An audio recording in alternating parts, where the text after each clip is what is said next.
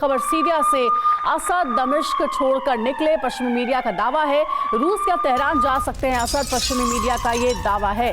तो देखिए एक बड़ी जानकारी सामने आ रही है, विद्रोही गुट का दमिश्क शहर पर कब्जा हो गया है और उसके बाद ये बड़ी खबर सामने आ रही है कि असद दमिश्क छोड़कर निकल गए हैं। पश्चिमी मीडिया यह दावा कर रहा है कि रूस या तेहरान जा सकते हैं असद।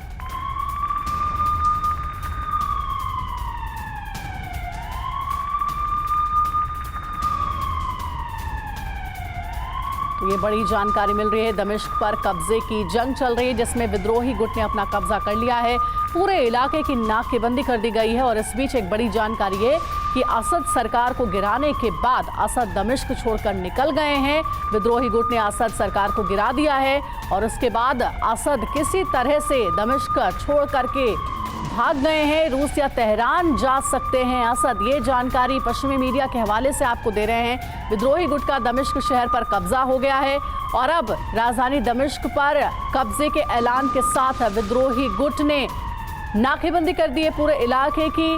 और जो आम लोग हैं, जो स्थानीय लोग हैं, उनमें खुशी की लहर भी है कि विद्रोही गुट ने दमिश्क पर कब्जा कर लिया है। सीरिया से बहुत बड़ी खबर ये कि असद दमिश्क छोड़ चुके हैं और देखिए मैप के जरिए हम आपको दिखा रहे हैं, दमिश्क छोड़कर निकले हैं असद और पश्चिमी मीडिया यह दावा कर रहा है कि रूस या तेहरान जाकर शरण ले सकते हैं असद। तो मैप के जरिए हम आपको दिखा रहे हैं कि सीरिया से अब निकल चुके हैं असद, रूस या तेहरान जा सकते हैं।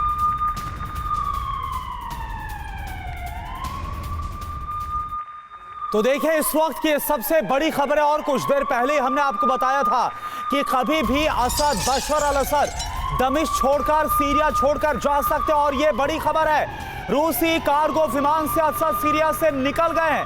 रॉयटर्स का दावा, रूस की तरफ जा सकते हैं असद। विमान की ट्रैकिंग में दमिश्क से निकलने की पुष्टि भी हो रही है।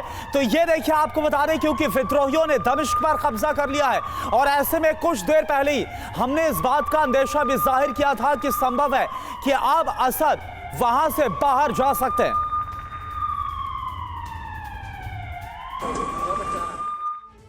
और देखिए इस वक्त की सबसे बड़ी खबर, असद के विमान के रडार से गायब होने की खबर है। यह बहुत बड़ी खबर इस वक्त की। बशर अल असद, सीरिया के राष्ट्रपति, जो कि सीरिया से निकले हैं, असद का विमान रडार से गायब हो गया है।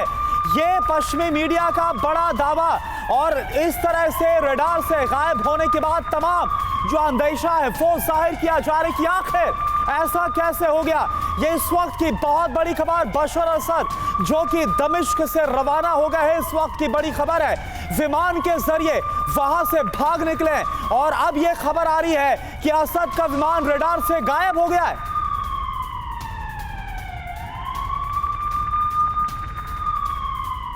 और एक और बड़ी खबर, सीरिया में विद्रोही गुट के कब्जे का ऐलान हो गया है। आधिकारिक बयान में कहा गया असद शासन का अंत, असद देश छोड़कर भाग चुके हैं। विद्रोही गुट की तरफ से यह कह दिया गया है, आधिकारिक तौर पर सीरिया के लोगों से एकजुट रहने की अपील की गई है। सीरिया में अब किसी एक का वर्चस्व नहीं रहेगा। तो अब देखिए इसी के साथ आधिकारिक तौर पर, क्योंकि बशर अल असद सीरिया छोड़कर भाग गए और उसके बाद पूरे सीरिया में रेबल्स यानी जो विद्रोही एचटीएस है उनका कब्जा हो गया, इस बात का ऐलान कर दिया गया है आधिकारिक तौर पर। आधिकारिक बयान जो सामने आया है विद्रोहियों का, असद शासन का अंत हो गया। यह कहा गया है असद देश छोड़कर भाग गए हैं, यह विद्रोही गुट की तरफ से कहा गया है। सीरिया के लोगों से एकजुट रहने की अपील की गई और हमने आपको दिखाया भी था कि कैसे सीरिया के जो आम लोग हैं वो लगातार विद्रोहियों का समर्थन भी कर रहे थे। और देखिए एक बार फिर से इस वक्त की सबसे बड़ी खबर, जिस खबर पर लगातार हम बने हुए थे, सीरिया से इस वक्त की बहुत बड़ी खबर है। बशर अल असद दमिश्क छोड़कर निकल गए। पश्चिमी मीडिया की तरफ से इस बात का दावा है रूस या फिर तेहरान जा सकते हैं असद। ये खबर सामने आ रही है, यानी रूस या फिर ईरान की राजधानी तेहरान का रुख किया जा सकता है। यह खबर सामने आ रही है। तो यह इस वक्त की सबसे बड़ी खबर है।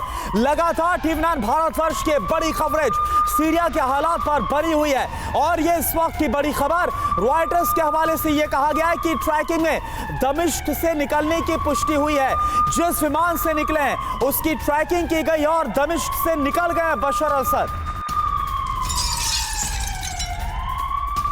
और असद के विमान के रडार से गायब होने की खबर भी सामने आ रही है। ये वेस्टर्न मीडिया की तरफ से बताया गया कि जिस विमान से असद निकले हैं, जिसकी ट्रैकिंग की जा रही थी, वो गायब हो गए। सुमित चौधरी इस वक्त हमारे संवाददाता बने हुए हैं। सुमित, ये बहुत बड़ी खबर है क्योंकि कुछ ही देर पहले हमने इस बात की पूरी संभावना जाहिर की थी कि कभी भी वो खबर आ सकती है कि असद निकल चुके हैं सीरिया से, और वैसा हो गया।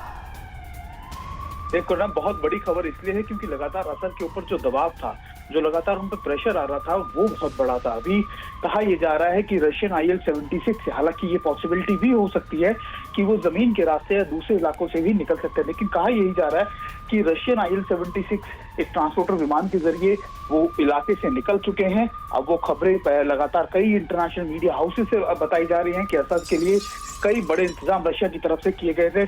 कहा यह भी गया था कि टॉटस के पास एक बड़ा शिप है जिसके रास्ते वो वहां से निकल सकते हैं। तो अभी यही बात कही जा रही है कि ना सिर्फ असद दमिश्क में है, बल्कि वो कहां पर है उनकी लोकेशन को भी ट्रैक नहीं कर पा रहे हैं। और ये जरूर है कि अभी मोटे तौर पर जो वहां पे स्थिति है एयरपोर्ट को लेकर, वहां की सिविल डिफेंस को लेकर, खासतौर पर यहाँ तक कि डिफेंस मिनिस्ट्री को लेकर खबरें यही हैं कि सारे इलाके खाली करा दिए गए हैं, वहां पर कोई अधिकारी की मौजूदगी नहीं है। तो निश्चित तौर पर एक ये बड़ा कोलैप्स है, खासतौर पर सीरिया का एक बड़ी, न सिर्फ असद सरकार के लिए बल्कि रशिया और ईरान के लिए भी, क्योंकि दोनों का ही सपोर्ट असद सरकार को था करना। अच्छा सुमित, एक बात बताइए, खबर यह भी सामने आ रही है कि बशर अल असद का जो विमान है जिसकी ट्रैकिंग हो रही थी वो रडार से गायब हो गया है। इसका क्या मतलब है?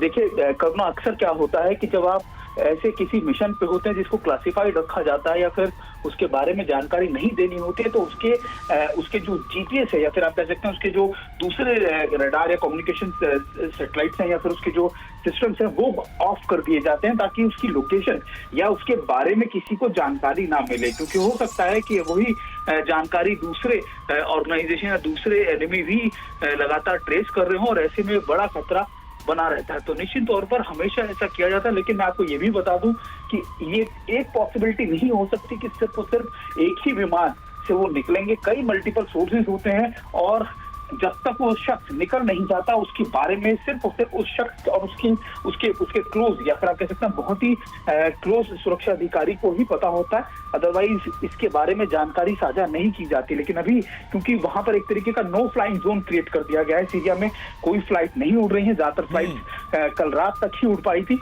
तो ऐसे में पॉसिबिलिटी यही कही जा रही है कि जो असद है वो इसी रशियन IL-76 विमान के द्वारा निकले जा सकते हैं, जो एक तरीके का ट्रांसपोर्टर विमान भी है, यानी इसमें कई लोग आ सकते हैं, कई साजो सामान रखा जा सकता है। तो निश्चित तौर पर इसकी पॉसिबिलिटी ज्यादा बन गई है। तो रूसी विमान के जरिए हो सकता है कि निकले हैं बशर अल असद, और संभावना यह है पूरी पुख्ता तौर पर कि रूस जा सकते हैं बशर अल असद, और इसके अलावा तेहरान भी जाने की खबर आ रही कि तेहरान भी जाना संभव हो सकता है।